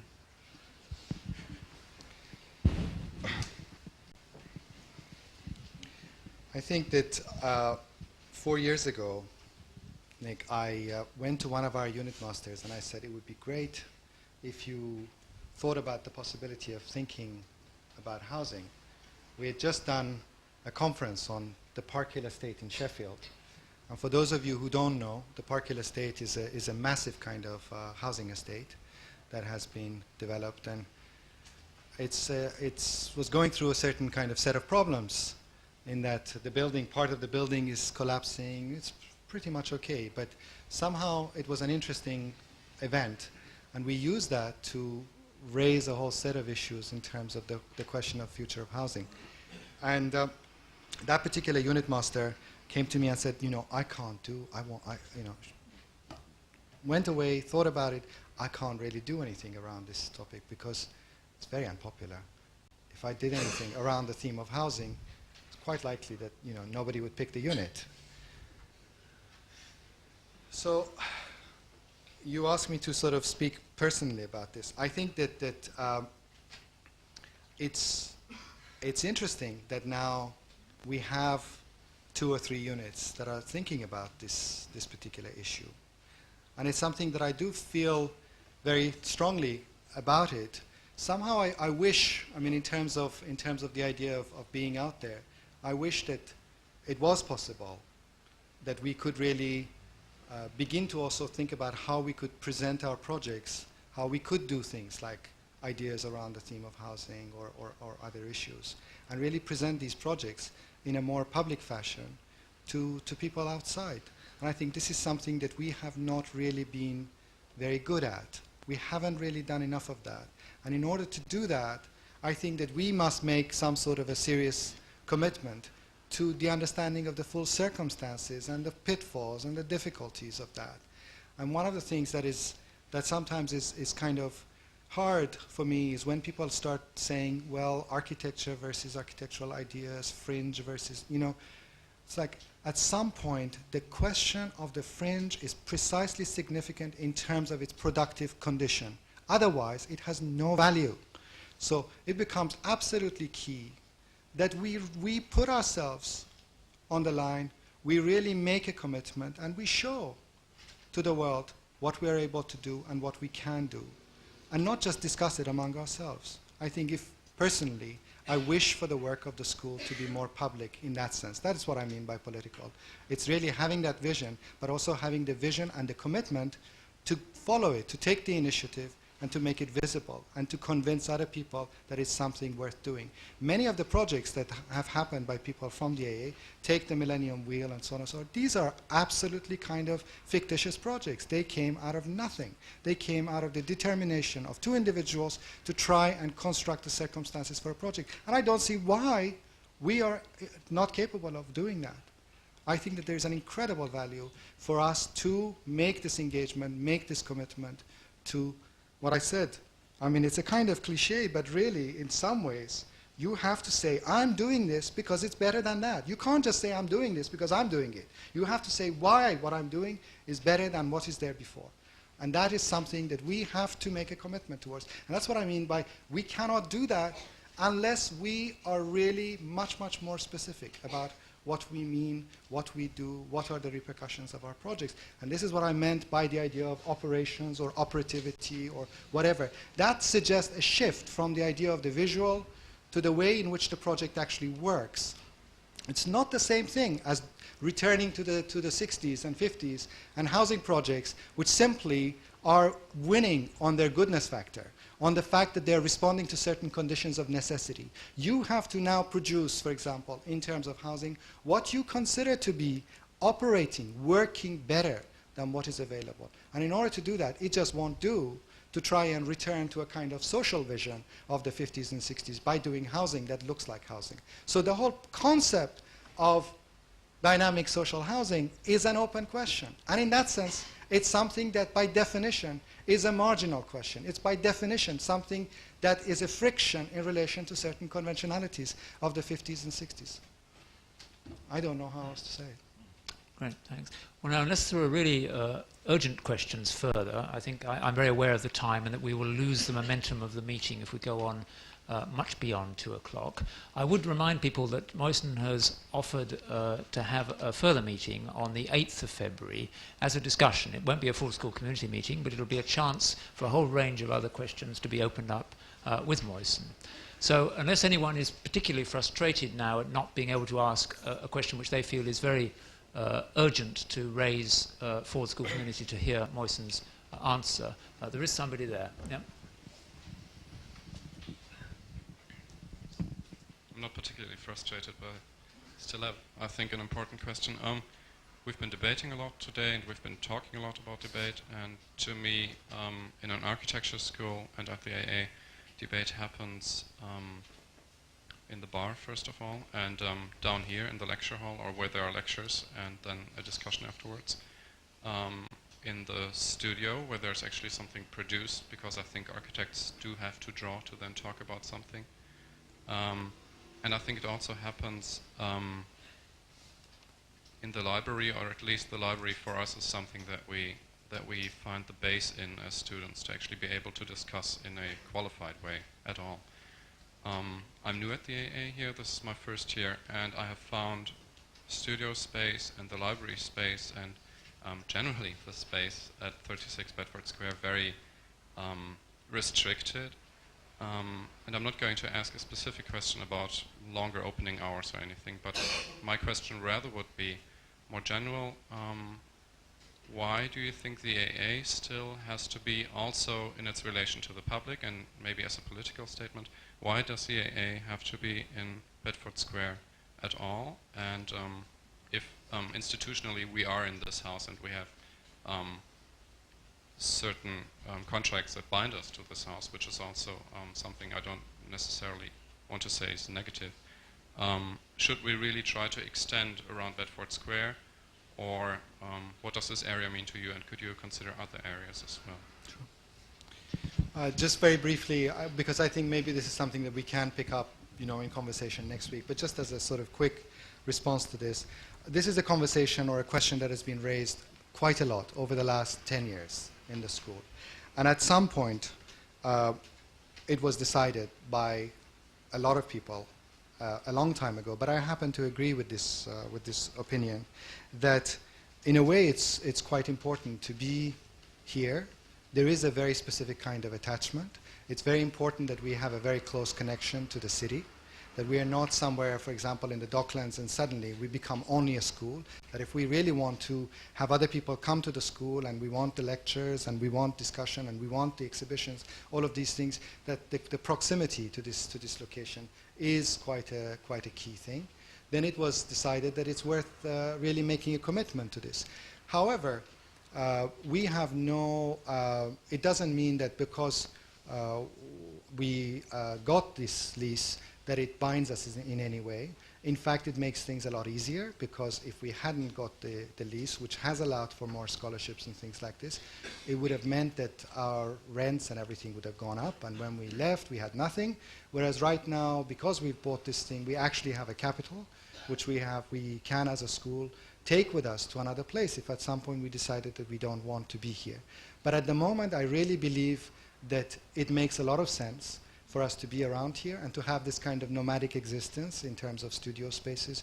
We have a situation where studio space now for offices and all of that ranges from £25 to £32 a square foot, but we're able to get cheaper space, move around, shorter term, whatever, and I think this is also a positive thing for students to be in these different places. It gives the students a certain degree of independence. It allows them to be very close to the city itself. If we went to another place, it would be everybody in the same building. That would have certain advantages, but at the same time, it would reinforce, if you like, I believe, the institutional aspect of the school. One of the things that the studios have allowed, and not many chairmen of the school are actually would be in favor of studios that are away from the school, is a certain sense of independence for the students, and I value that. Thank you very much. Well, if I can remind the school that Moisen has offered to have this second sort of open discussion on Tuesday the 8th in Studio 1, I think, is it, Moisen? Studio 1, the meeting? Yes. What time of day is that? Is it the middle of the day or in the evening? No, it's at lunchtime. I think it's at 1 o'clock, but there's an... Notice will go up about no, it, but it's already up there. Outside, no, okay. So that's on the 8th. So I think, there are obviously a whole range of other questions that people may want to open up with Moisen as a sort of continuing discussion. But I think for the purposes of today's meeting, we've had a very useful exchange, and thank you very much, Moisen. Thank you.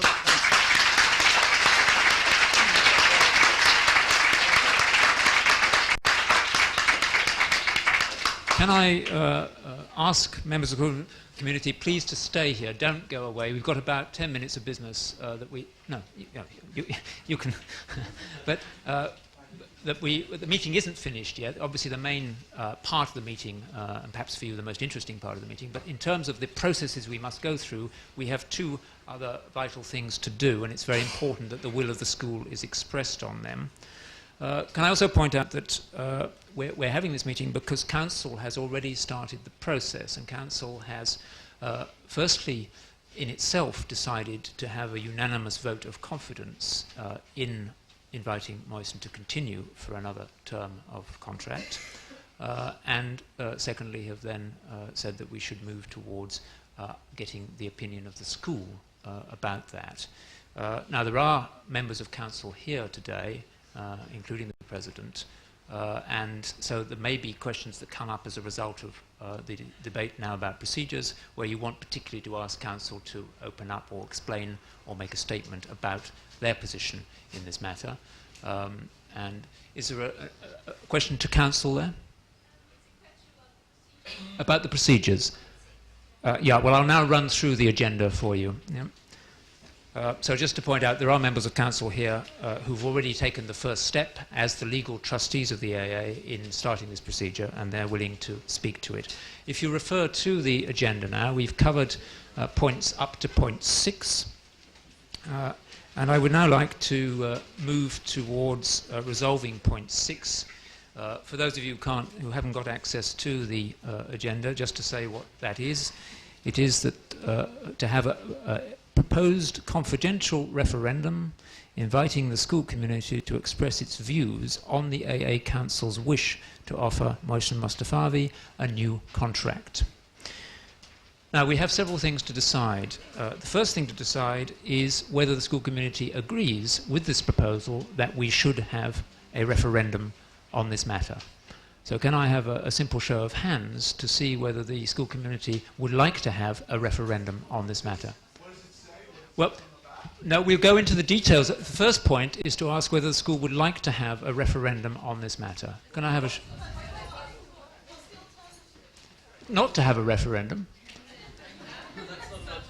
And then the school would have to find other ways in which it would express its will towards the council. Chairman, can I say a few words about this? Edward. The idea of a referendum is for the opinion of the school community to be sounded out. It's a time-honoured mechanism, a tried and tested one, on previous occasions where candidates have been applying for the post of chairman of the school. They've been elected through the means of a secret ballot, or where a chairman has invited the school community to pass a vote of confidence in him. The use of a referendum, the same idea as a secret ballot, has been applied. Over the years, and I've been here over 30 years, we haven't found a better method of consulting the opinion of the school in a fair way, other than offering a straight challenge, a question to the school community about whether they prefer this or that. And so that is why the idea of the referendum was offered on this occasion. That's just a little bit of background information. As to the wording of such a referendum, this is offered in the form of a note, item 4 on the back of your piece of paper, which would say, I support the reappointment of Mohsen Mostafavi as chairman of the AA school. And you have a box there which would be ticked or crossed yes or no. That is simply wording which is offered to the meeting for its approval.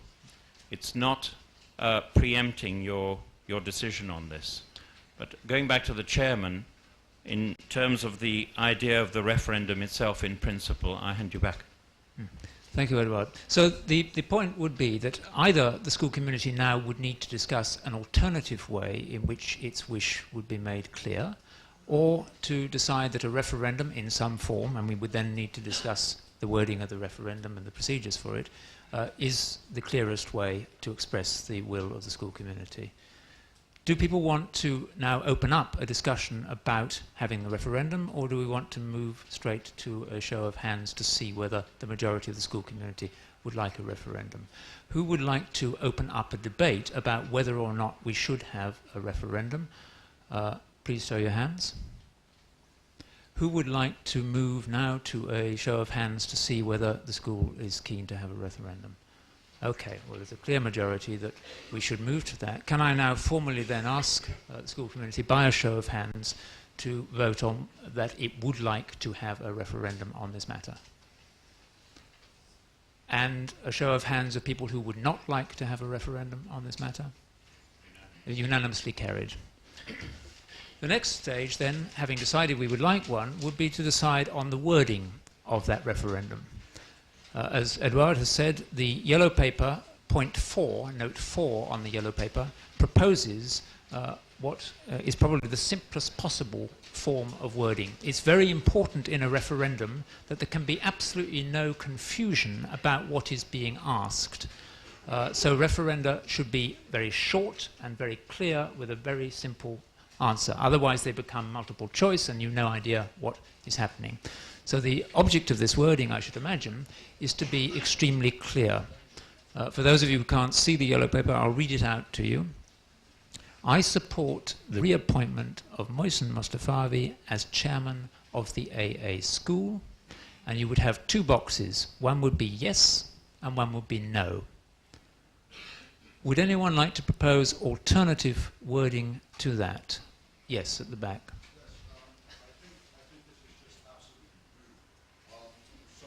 Sorry, you think it's rude?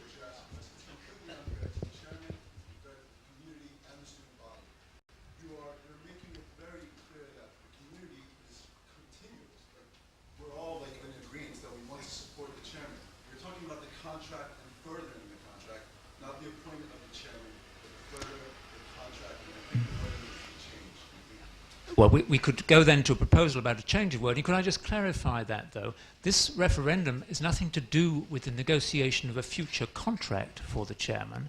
This is simply to support the reappointment, to start that process. There would then be a process, which in fact is mentioned in point 8 of the agenda, where the school would need to engage in a process of renegotiating a contract for the chairman. The existing contract finishes on the 31st of July of this year. At that point, that contract is terminated. If the AA decides that it wishes to make a new contract with the existing chairman, there would have to be the negotiation of new terms of that contract, and the school community would be invited to take part in that process with the council in determining new terms of contract. So this is a matter of principle about whether or not the school wishes to invite Mohsen to continue, or whether it wishes to seek other candidates for an open competition for a new post of chairman. I don't quite get the point of it being rude. It seems to be the simplest way in which that stage of the discussion could be put to the school. Would you like to propose an alternative wording to the referendum? You'd like to hear other arguments? Okay, can we pick up some... Chairman, can I just offer a point of clarity? Yes. When we had our previous referendum on whether Mohsen should be appointed or not, the ballot form that we were invited to respond to simply said, this was in 1995, I vote for Mohsen Mostafavi to be the next chairman of the AA School of Architecture. Yes, no. This referendum, the wording on here, acknowledges the fact that Mohsen has been chairman for the last 4.5 years, and refers to his reappointment. Now, what might be rude for Demos is another way of putting it. I do not support the reappointment of Mohsen Mostafavi as chairman of the AA School, yes or no. But it doesn't say that. It simply says, I support. If you abstain, you don't vote.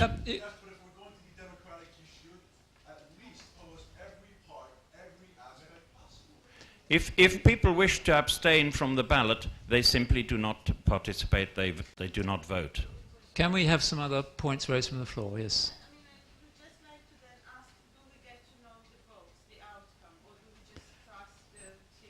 Yeah, that's a good question, and that would be one of the further questions I will put to the school community as we go through this process of the referendum, to ask whether we wish to have the full counting of the vote or simply the majority, yes or no.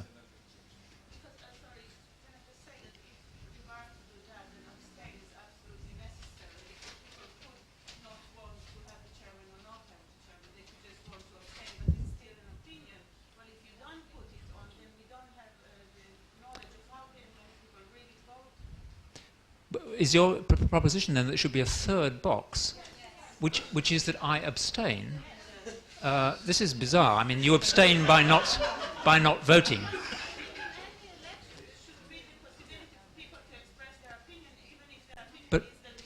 But what would that opinion be? If the opinion is neither yes nor no, and you have bothered to vote, then what would that opinion be?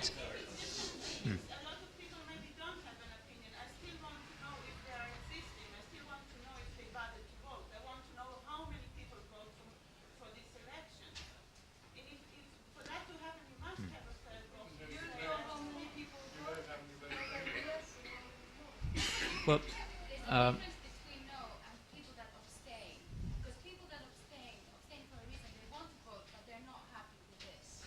But if you abstain, you just cross the line. In any election, in every country, you have a third choice. Can we have order, please? No, of course. I mean, in ballots elsewhere, people often deface the ballot paper. They can write onto the ballot paper other things. The important thing for this meeting is that we should try to get to an agreed wording, which is not going to mean that huge numbers of people are going to abstain because they don't like the wording of the ballot. It should be possible in a community of this size to have wording where it is very clear that either you are in agreement with the proposition or you are in disagreement with the proposition. It shouldn't be necessary then to have all sorts of sub-variants of that. Can we have some other points at the back there?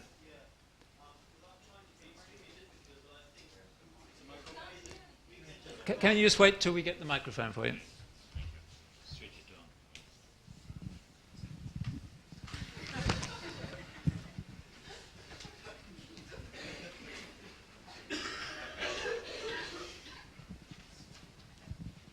So yeah, without trying to be extremely difficult, I think we can just make it very neutral, the whole thing. And I mean, unfortunately in my life before I had to study communication science for some time, and the most boring thing you have to do is design all these ballot papers and all these things all the time. And I don't know, I just have the feeling how it's actually suggested there to really have an outcome which really explains to all of us what we actually voted for. It would be to have it as simple as such, like there would be an option A, which could possibly say the chairman should be offered a further contract. There could be an option B, which could say the chairman should not be offered a further contract, or I abstain. The thing is just, generally speaking, to get a result which really tells also the chairman what what's voted for, and it tells us. It is just to have a neutral phrasing of the whole thing, and you never vote against anything. You know, I think it's not a good suggestion. Okay, thank you. Just to clarify that, in case people didn't say it, the proposal is that the referendum would take a different form of wording, which would be that there would be two statements on the paper. A, that the chairman be offered a further contract, and B, that the chairman not be offered a further contract. And there would just be two boxes, and you choose one of those boxes. So that's the second proposal. Mark. I mean, I'd like to kind of oppose this getting any more complicated than it need be, and I think it should stay at the question of yes or no. And that's not just because of simplification. It's actually about the nature of a kind of democratic vote. A democratic vote is a way of reaching a decision. There's no requirement that everybody who votes no, or everybody who votes yes, all share the same view and are doing so for the same reason. They can be doing so with whatever kind of thought processes are in their head. The problem with expanding these categories is that ultimately you'd produce a kind of personal profile for each student of kind of all the things that they do and don't kind of stand for. The point about a referendum is that you come to a decision yes or no. It's entirely to the individual as to what they mean by casting that vote. It's not bureaucratically mediated by having to fit into a category. And the abstention figure is given by the difference between the vote, between the yes plus the no's, and its deduction from the total votes cast.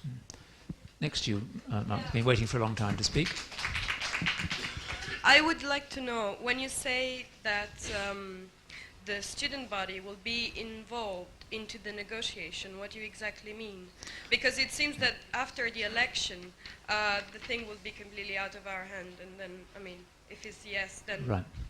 Well, this is in fact point 8, and we may or may not get time to